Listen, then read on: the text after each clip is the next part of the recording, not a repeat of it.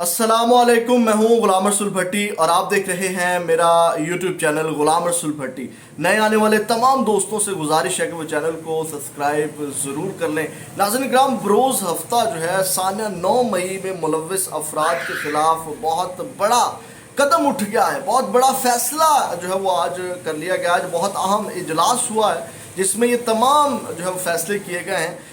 9 मई के वाक़यात में मुलव्विस अफराद के लिए जो मफरूर हैं उनके ख़िलाफ़, जो अभी तक ट्रेस नहीं किए जा रहे, उनके ख़िलाफ़ जिनकी ज़मानतें हो गई हैं, उनके ख़िलाफ़ जिनके ख़िलाफ़ केसेस चल रहे हैं, उनके जो अभी ट्रायल में हैं या जो अभी जिनके कह लें कि कार्रवाई अभी मुकम्मल नहीं हुई, उनके ख़िलाफ़ ये तमाम सूरत हाल मैंने आपके सामने रखनी है नाज़रीन किराम। और इसके साथ साथ अधूरी कहानी का बकिया हिस्सा जो है वो भी मैंने आपके सामने रखना है। और अब तो जो IMF के साथ जब वो पाकिस्तान की नुमाइंदा वफद और बाहर बैठी जो उनकी MD हैं, उनसे जो इमरान खान ने सवाल किया, वो सवाल क्या था, वो अंदरूनी कहानी की गुफ्तगू जो है वो भी सामने आ गई है, वो भी आपके सामने रखी है। लेकिन अधूरी कहानी से हम आगाज़ करते हैं और उसके बाद फिर सारी तफसीलात जो है वो मैं आपके सामने रखता हूँ। नाज़रीन इकराम, बात कहाँ ख़त्म हुई थी जो मैं पिछले व्लॉग में कर रहा था, बड़ी माजरत उसको मैं उस व्लॉग में मुकम्मल नहीं कर सका। नाज़रीन इकराम, उसमें बात यहाँ ख़त्म हुई थी कि इमरान खान ने अपने खिताब में उनको कायल करने की कोशिश की कि जनाब मुश्किल इस्लाहात तब होती हैं, मतलब जो आप इस्लाहात के लिए कहते हैं, जो आप रिफॉर्म्स के लिए कहते हैं, जो आप टैक्स के लिए कहते हैं, जब हुकूमत जो है वो पब्लिक के वोट से आती है या मैंडेट जिसके पास होता है, तो वो मुश्किल फैसले कर लेती है। आवाम को कायल करने के लिए वो जनाब बेहतर उनको कायल कर लेती है, बेहतर फैसले वो लेती है। तो इसके लिए उन्होंने उनको कायल किया और उन्होंने कहा कि इनके ऊपर तो एतमाद ही नहीं है लोगों को, तो मुल्क कैसे आगे बढ़ेगा, मुल्क का जो फ्यूचर है वो मुस्तकबिल नज़र नहीं आ रहा। तो इस तरह उन्होंने, इमरान खान ने IMF को कायल करने की कोशिश की कि जनाब इस वक्त अवाम हमारे साथ, और इसमें शक कोई नहीं है। देखिए, मैंने डंडी कहीं नहीं मारी, जो एनालिसिस बेस मैंने तमाम चीज़ें जो है वो की हैं। और अब भी जो आसिम मुनीर को मनाने की एक आखिरी कोशिश इमरान खान साहब ने की, उन्होंने यही और उसके बाद मैं आपको ये बताऊं कि जो इन्होंने मुआशी टीम को बुला लिया और मुआशी टीम को इन्होंने इन्वॉल्व कर लिया, इन्होंने अपनी सियासत चमकाई और वो चमकाना राइट बनता है उनका, इमरान खान का ही राइट है। उन्होंने अपना बयानिया बनाया, उनको कायल करने की कोशिश की, डेफिनेटली उनके साथ आगे इन्होंने चलना है फ्यूचर में। अच्छा, उसके बाद उन्होंने आसिम मुनीर साहब को इनडायरेक्ट जो है पैगाम दिया। उन्होंने नाम नहीं लिया, लेकिन मैं समझता हूँ कि उनके लिए पैगाम था, जो मेरा एनालिसिस है। उन्होंने कहा अगर पॉलिटिकल इंजीनियरिंग करके उन्हीं को ले आए, जैसे सिंध में मेयर का इलेक्शन हुआ और उसी तरह पॉलिटिकल इंजीनियर करके जो आप दोबारा उन्हीं को ले आए, तो फिर जनाब उन्होंने कहा कि इसमें पाकिस्तानी अवाम का बहुत ज़्यादा नुकसान होगा। ये एक पैगाम हो सकता है कि जनाब आप पॉलिटिकल इंजीनियर के ज़रिए अगर उन्हीं को वापस ले आए तो डेफिनेटली अवाम उनके ऊपर जो है वो एतमाद नहीं करती। तो ये नाज़रीन किराम, अच्छा, अब इसके ऊपर जब ये कहानी हुई, उन्होंने जब मतलब ये बनाने की कोशिश की मुख्तसरन ये कि उसमें जो है वो उन्होंने कहा कि यानी कि जैसे ये एक हवा चल गई कि सिर्फ इमरान खान को इसलिए मिलने आ रहे हैं कि जनाब IMF ने इमरान खान के बगैर गुजारा नहीं। तो ऐसी बात नहीं थी। बाकायदा पाकिस्तान में जो IMF की नुमाइंदा है उसको बयान जारी करना पड़ा कि हम तमाम सियासी जमातों से मिल रहे हैं, जिसमें वो पीपल्स पार्टी को मिले हैं, नून लीग को अलग से। इस मुआहदे में तो नून लीग शामिल है ना, इत्तेहादी गवर्नमेंट में, और नून लीग का ही वो इसहाक डार साहब कर रहे हैं। और डेफिनेटली इसमें बहुत रोल है हमारे आर्मी चीफ का, तमाम लोगों का, हमसाया ममालिक का। बल्कि चीन ने तो आज एक बुरी खबर भी आ गई है चीन के हवाले से, उन्होंने जो यकीन दहानी करवाई थी पैसे देने की, उन्होंने कहा कि वो भी अभी हम नहीं देंगे।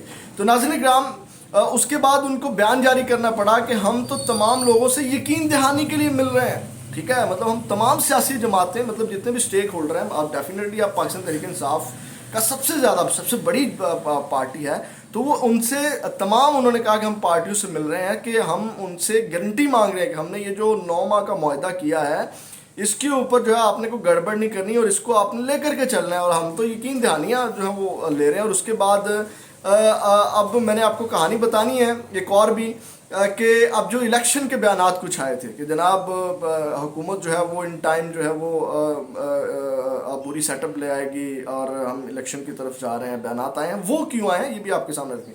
तो नाज़रीन हम, ये वो कहानी थी जिसमें बहुत ज़्यादा सियासत की, वो उस जमात का राइट बनता है, इमरान खान का राइट बनता है, वो बहुत अच्छा इस खेल लेते हैं। मैंने व्लॉग में भी कहा कि ये इमरान खान की खूबी है کہ وہ سیاست کرنا جانتے ہیں, ڈلیور کرنا پریکٹیکل چیزیں, وہ اس پہ ہم جاتے نہیں, بحث نہیں کرتے, لیکن بیانیہ بنانا, سیاست کرنا, اس بیانیے کو پیک پہ پہنچانا, یہ تحریک انصاف کے اندر ایک کمال اور خوبی ہے. ناظرین کرام, اب آتے ہیں جو سوال کیا گیا, گفتگو کیا ہوئی آئی ایم ایف کی چیئرمین پی ٹی آئی سے, اور جب ملاقات ہوئی تو سب سے پہلے سوال کیا رکھا چیئرمین پی ٹی آئی نے, اس کی اندرونی کہانی اب میں آپ کے سامنے رکھنے جا رہا ہوں. ناظرین کرام, انہوں نے جب یہ ویڈیو لنک کے ذریعے سارا وہ جب معاملات اور اجلاس شروع ہوا تو چیئرمین پی ٹی آئی نے سوال کیا. انہوں نے کہا کہ آپ اس بات کی کیا ضمانت دیتے ہیں کہ ملک میں عام انتخابات جو ہیں وقت پر ہوں گے. تو اس کے اوپر جو آئی ایم ایف وفد نے کہا کہ آئی ایم ایف ملک میں ہونے والی صورتحال پر غیری نظر رکھتا ہے. آئی ایم ایف وفد نے کہا کہ ہم ایک حد سے زیادہ سیاسی معاملات میں دخل اندازی نہیں کر سکتے.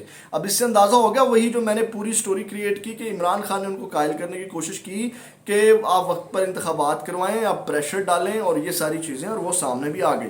اس کے بعد ناظرین کرام, انہوں نے کہا کہ آئی ایم ایف کا وفد کا کہنا تھا کہ ایگزیکٹو بورڈ کا پاکستان کے سیاسی معاملات سے متعلق موقف کیا ہوگا اس کی پیشگوئی نہیں کر سکتے. تاہم ایگزیکٹو بورڈ کے ڈائریکٹرز نے اپنی میٹنگ میں اپنا نقطہ نظر رکھیں گے اور ایگزیکٹو بورڈ ممبران اپنی رائے دینے میں آزاد ہیں, اور I M F staff report میں ان کا موقف شامل کر دیا جائے گا. وفد نے مزید کہا کہ آئی ایم ایف کا پروگرام اس طریقے سے ڈیزائن کیا گیا ہے کہ جس میں توقع ہے کہ اقتدار کی منتقلی وقت پر ہوگی. امید ہے کہ اس ڈیزائن کے تحت نگران سیٹ اپ آئین کے مطابق اپنی مدت کے دوران انتخابات کرا دے گا. اب سمجھ آئیے کہ وہ کیوں بیانات آ رہے تھے جناب, وہ دبئی میں ملاقاتیں ہو رہی ہیں, الیکشن وقت پر ہوں گے جناب. اس کے بعد بیانات آئے, اعظم نذیر تارڑ کا بیان آیا کہ الیکشن وقت پر ہوں گے, عبوری سیٹ اپ آئے گا. یہ آئی ایم ایف کو یقین دہانیاں تھی کہ ہم جو اقتدار کی منتقلی ہے وہ وقت پر کریں گے. سمجھ آ رہی ہے, وہ سارے بیانات اس وجہ سے تھے. لیکن ڈنڈی جو ہے وہ میں آپ کو بتاؤں کہ ابھی تک مارنے کی پوری کوشش کی جائے گی, کیونکہ کوئی ابھی تک بھی اطلاعات ہیں کہ انہوں نے کوئی جو کہہ لیں کہ کیا اس کو کہتے ہیں ایک سیٹ اپ لے کے آنا ہے, ٹیکنوکریٹ سیٹ اپ کی چیزیں ہیں جو نگراں سیٹ اپ کی صورت میں آئے گا, اور پھر وہ کچھ 6 ماہ 7 ماہ چلے گا. اس طرح کی بھی چیزیں ابھی ہیں. تو یہ ناظرین کرام گفتگو ہوئی رات ان کے ساتھ. اب آتے ہیں جو سانیہ 9 مئی میں ملوث افراد کے خلاف فیصلہ کیا. ناظرین کرام, یہ نگراں پنجاب گورنمنٹ نے فیصلہ کیا ہے, ایک اہم اجلاس ہوا ہے جس میں جو ہے وہ آئی جی پنجاب اور تمام نگراں پنجاب کی جو کابینہ ہے وہ تمام بڑے لوگ وہ شامل تھے. اس میں جو فیصلہ کیا گیا ہے, اس میں فیصلہ یہ کیا گیا ناظرین کرام کہ 9 مئی میں ملوث جو ہائی پروفائل کیس ہیں جن کی ضمانتیں ہو چکی ہیں, ان کی ضمانتیں جو ہیں وہ ضبط کرانے کے لیے جو ہے وہ اپیلیں دائر کی جائیں گی. ان کو منسوخ کرانے کا فیصلہ کیا گیا ہے اور اس کے لیے جو ہے اپیلیں دائر کی جائیں گی. اس کے بعد ناظرین کرام محسن نقوی کی زیر صدارت یہ اجلاس ہوا جس میں انہوں نے کہا کہ اب مزید جو ہے وہ پیش رفت, آپ کو پتہ ہے کہ عید کے بعد بالکل رک گئی تھی, تو اب انہوں نے کہا کہ اس میں 171 افراد ہیں جن کی ابھی تک شناخت نہیں ہوئی. تو جدید ٹیکنالوجی کے ذریعے تکنیکی طریقوں سے ان 171 افراد کی جو ہے وہ ان کو ٹریس کیا جائے گا, ان کی شناخت کیا جائے گا اور ان کے خلاف جلد از جلد عمل مکمل کیا جائے, ان کو پکڑا جائے. اور جو مفرور ہیں, کیونکہ کچھ لوگوں کی شناخت ہو چکی ہے اور وہ مفرور ہیں, تو ان کو بھی انہوں نے کہا کہ جلد از جلد گرفت میں لایا جائے. یہ حکم دیا گیا ہے, یہ فیصلہ کیا گیا ہے. تو یہ ناظرین کرام چیزیں ہیں, اور جو شرپسند ہیں, جو مفرور ہیں, ان کا تعاقب کیا جائے گا اور ان کو ہر طرح سے مطلب جو بھی پیشہ ورانہ چیزیں ہیں ان کو بروئے کار لا کر کے ان کو جو ہے وہ قانون کی گرفت میں لایا جائے گا. یہ بہت بڑا فیصلہ آج کیا گیا ہے. ہائی پروفائل کیس جن کی ضمانتیں ہوگی ان کی ضمانتیں اب ضبط ہونے جا رہی ہیں. یہ بہت بڑا فیصلہ. اس کے بعد ناظرین کرام ایک اور خبر ہے چیف جسٹس کے حوالے سے. چیف جسٹس سے آپ کو پتہ ہے کہ 3 صحافیوں نے ملاقات کی اور اس کا جو ہے وہ سوشل میڈیا کے اوپر طوفان برپا ہے. اور اب جو ہے وہ طوفان کیوں برپا ہے, کیونکہ 3 صحافیوں کے ساتھ جب ملاقات ہوئی اور اس میں جب آپ کو پتہ ہے مسرت ہلالی کی تقریب تھی, اس میں جب سوال کیا گیا کہ انہوں نے جو اپنے بردر ججز کے بارے میں گفتگو کی ہے تو اس کی نہ انہوں نے تردید کی نہ انہوں نے اس کی ہاں کہی, کہ ان کی اس کی نفی نہیں کی, جس کی وجہ سے جو ہے وہ بہت زیادہ سوشل میڈیا کے اوپر اس کو بحث کا نشانہ بنایا جا رہا ہے اور اس کے اوپر بہت زیادہ گفتگو کی جا رہی ہے اس کے چیف جسٹس کے حوالے سے. تو سوشل میڈیا کے اوپر یہ ایک طوفان برپا ہے. چیف جسٹس کو لے کر کے بہت سی گفتگو کی جا رہی ہے اور چیف جسٹس کو ڈسکس کیا جا رہا ہے.